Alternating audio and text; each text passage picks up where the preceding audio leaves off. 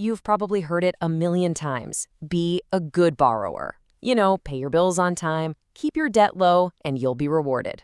But what if I told you that all that financial discipline could actually come with a hidden penalty? Today, we're going to dig into the really surprising ways the credit market can turn your good behavior against you. This quote right here really gets to the heart of it. We all just assume that good financial habits are going to lead to better deals, but that's not always how it shakes out. In a pretty strange twist, the very things that make you look like a super reliable borrower can sometimes be used to your disadvantage. Let's find out how that happens. So, the whole system is built on this one big idea called risk-based pricing. Basically, lenders look at your financial history to figure out how likely you are to pay back a loan. The theory is simple.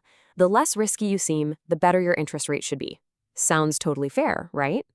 Well, okay, so let's start with the basics, the fundamental promise of this system.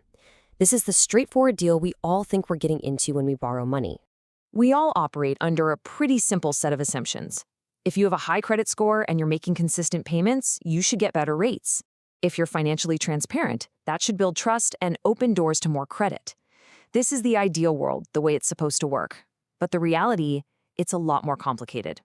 All right, so let's get into where this ideal picture starts to fall apart. And we'll start with something researchers call the transparency penalty. This brings us to a really critical question. When does being totally open about your finances stop being a good thing and actually become a liability? The answer lies in a concept called informational holdup. See, your main bank has this unique front row seat to your financial life. They see every single deposit, every withdrawal. Now, this deep knowledge is great for getting you approved for loans, but it also gives them an information monopoly. No other lender out there knows you quite as well. And that is the core of the transparency penalty. The bank can use its informational edge to, well, hold you up. They can figure out the absolute maximum rate they can charge you before you finally get fed up and go through the hassle of switching lenders. So in a very real way, your financial transparency gets turned into their pricing power. And listen, this isn't just some abstract theory. Researchers have actually put a number on it.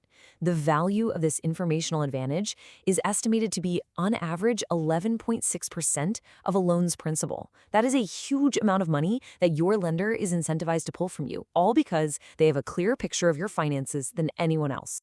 But the penalties don't just stop at higher interest rates. Oh no. There's a whole other category of hidden costs that good borrowers often get stuck with. You can think of it as the monitoring load. All the constant effort and expense it takes to keep proving that you're still a safe bet. See, being a good borrower isn't a one-time thing. It's an ongoing performance. And that creates a real operational burden. Everything from the cost of special software to the hours spent managing paperwork. Then you've got the hidden fees for processing and servicing. But maybe the biggest hidden cost comes from these really tight covenants. They're like financial tripwires that can trigger penalties even if you're making every single payment on time. And this brings us to what might be the most surprising part of this whole story, the way good borrowers can actually end up paying for the bad ones. So, during the Greek financial crisis, a change in regulation created this amazing natural experiment. Banks suddenly had to calculate the exact break-even interest rate for every single loan. And this gave researchers a completely unprecedented look inside the black box, showing who was being overcharged and who was secretly being subsidized. The results were pretty startling.